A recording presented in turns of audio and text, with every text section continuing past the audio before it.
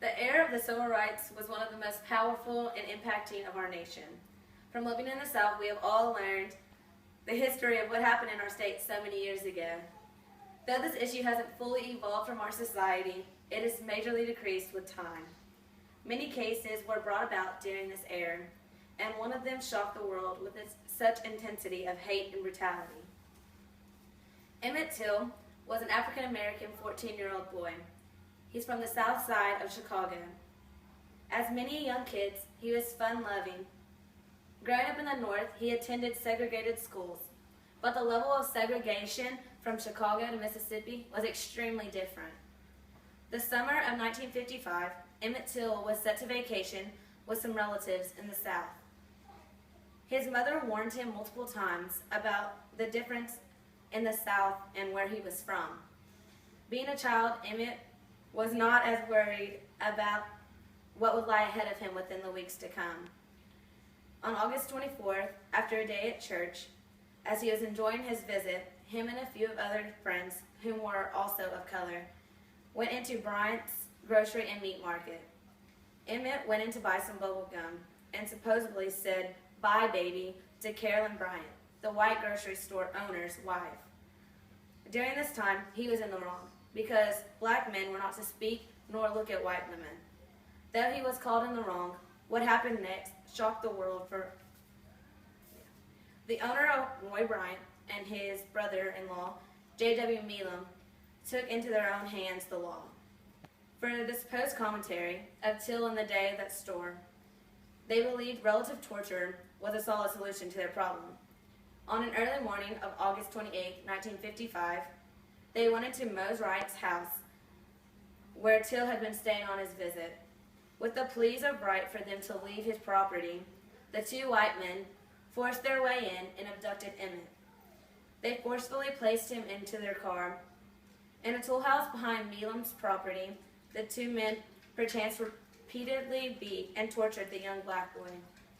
After hours of beating him and then driving him around Memphis, the men took Till to the Tallahatchie River. There, they shot him in the head and dumped his body into the river. It took 3 days for authorities to find his body in the bottom of it.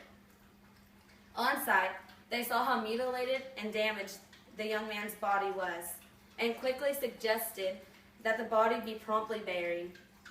The body was so badly harmed that they had a tough time identifying it. Sheriff Strider said the victim looked at least 18 years old and probably had been in the water 4 or 5 days. He said there was a large silver ring on the boy's middle finger of his right hand.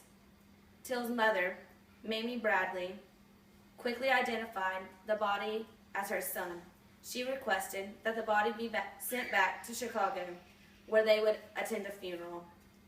When the body was transported and Bradley seen how mutilated her son's body was, she decided on having an open casket. At the funeral, with an open casket, the world got to see how awful the young black boy's body looked, tortured and damaged. His mother wanted to show everyone what racist killers had done to her beloved son. The images of his funeral took the world by shock. In Sumner, Mississippi, Milam and Bryant went on trial in a segregated courthouse. On September 23rd, the all-white jury deliberated for less than an hour before issuing a verdict of not guilty, explaining that they believed the state had failed to prove the identity of this body. The court refused to pursue any separate charges for kidnapping. With this jury, it outraged so many people across the world. It made people open their eyes and see the brutality and hate of these kinds of crimes. With the civil rights movement already in pursuit, this encouraged the members to push further to make a difference, especially to the young people who related to Emmit Till. They were the same age and quickly put themselves in his shoes. It gave them determination and a point to prove. With the images and story of poor Till, the movement started to go into full action. From here, differences were starting because one life was taken in despite. The people of these organizations saw a problem and that needed a solution. This was a case that would start what would be one of the longest and life-changing movements of our nation and what it would ever see.